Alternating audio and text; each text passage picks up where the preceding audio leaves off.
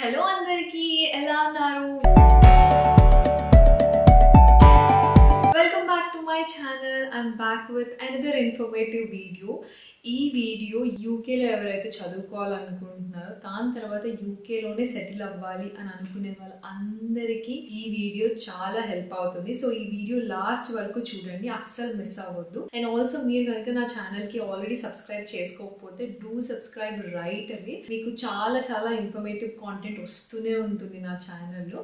So without any delay let's get in to the video. So ఈ రోజు topic ఏంటి అని అంటే, యూకేలో మీ స్టడీస్ ఫినిష్ అయిన తర్వాత పిఆర్ ఎలా అప్లై చేసుకోవాలి అనేది ఈరోజు టాపిక్ అనమాట. సో మన అందరికీ అబ్రాడ్ వెళ్ళి చదువుకోవాలి అని ఉంటుంది, అక్కడ జాబ్ చేయాలని ఉంటుంది. అట్ ద సేమ్ టైం అక్కడే సెటిల్ అవ్వాలి అన్న ఎయిమ్తో చాలా మంది స్టూడెంట్స్ అబ్రాడ్కి వెళ్తూ ఉంటారు. సో అలాగే యూకేలో చదువుకోవడానికి వెళ్తున్న వాళ్ళు చదువు అయిపోయిన తర్వాత అక్కడే సెటిల్ అవ్వాలి అని అంటే పిఆర్ తెచ్చుకోవాలి అనేది అందరికీ తెలుసు, విచ్ ఇస్ పర్మనెంట్ రెసిడెన్సీ. ఆ పిఆర్ తెచ్చుకోవాలి అని అంటే అసలు ఏమేమి ఉండాలి, ఎన్ని ఇయర్స్ పడుతుంది, ఎలా తెచ్చుకోవాలి, ఎలా అప్లై చేసుకోవాలి, అసలు వస్తుందా రాదా చదువుకున్న తర్వాత అని క్వశ్చన్స్ అందరికీ ఉంటాయి. సో అందుకే నేను ఈ వీడియోతో మీకు ఈ క్వశ్చన్స్ అన్ని ఆన్సర్ చేద్దాం అని అనుకుంటున్నా. సో దాట్ వెళ్ళే వాళ్ళకి ఒక ఐడియా ఉంటుంది. ఇప్పుడు చదువుకోవడానికి వెళ్ళే వాళ్ళకి ఓకే ఇలా ఇలా చేయాలి, ఈ ప్రాసెస్ ఫాలో అవ్వాలి, ఇవన్నీ చేయాలి అని అంటే ఇప్పటి నుంచే ప్రిపేర్ అవుతారు కొంతమంది.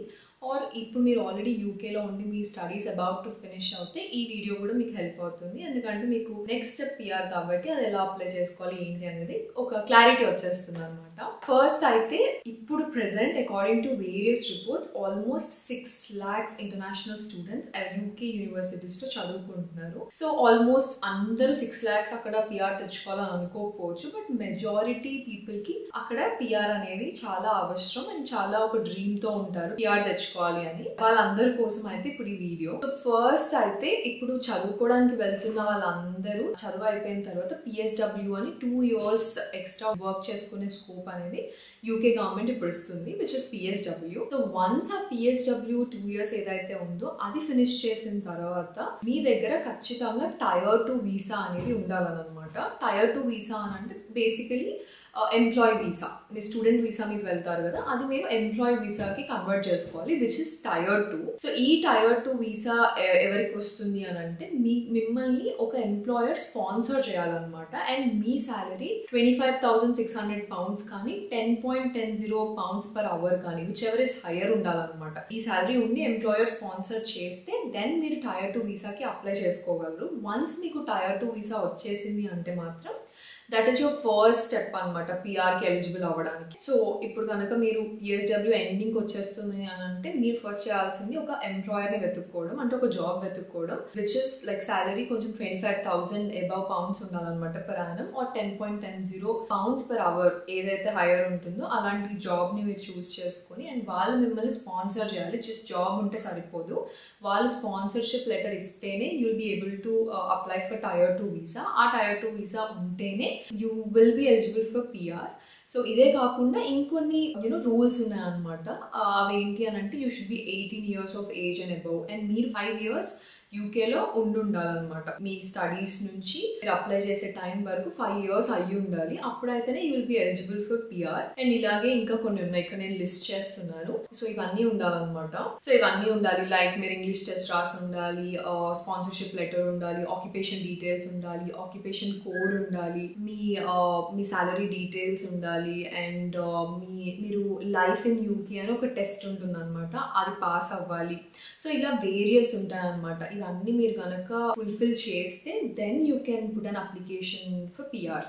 ఈ పిఆర్ అప్లికేషన్ మీరు పెట్టిన తర్వాత 6 months వెయిట్ చేయాలి డెసిషన్ కోసం. If you're going for normal application ఈ 6 monthsలో you will get a decision normal దానికి వెళ్తే. యూజువలీ పిఆర్ వీసా అప్లికేషన్ వచ్చేసి సమ్వేర్ అరౌండ్ 600 to 1,200 pounds ఉంటుంది అనమాట, depending upon which visa you're applying.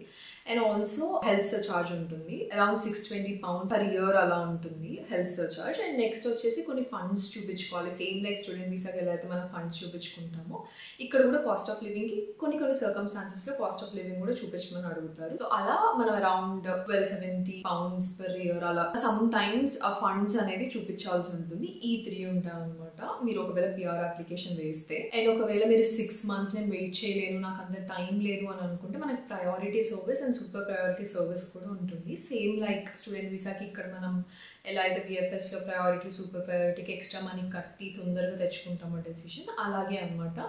Priority visa అంటే అరౌండ్ 1 వీక్లో వస్తుంది. సూపర్ ప్రయారిటీ అంటే జస్ట్ 2 డేస్లో కూడా మనకు డెసిషన్ వస్తుంది. వీటికి ఛార్జెస్ ఎక్స్ట్రా ఉంటుంది. ప్రయారిటీ అయితే సమ్వేర్ అరౌండ్ £500 ఎక్స్ట్రా కట్టాలి, అప్లికేషన్ ఫీ ఎక్స్ట్రా యాడ్ అవుతుంది, అలా ఉంటుంది. సూపర్ ప్రయారిటీ కూడా అంతే, ఇంకొంచెం ఎక్స్ట్రా కట్టాలి అనమాట. సో ఆ డీటెయిల్స్ అన్నీ నేను ఇక్కడ స్క్రీన్ మీద ఇస్తాను. సూపర్ ప్రయారిటీకి అయితే ఎంత ఉంటుంది, ప్రయారిటీకి అయితే ఎంత ఉంటుంది అనేది.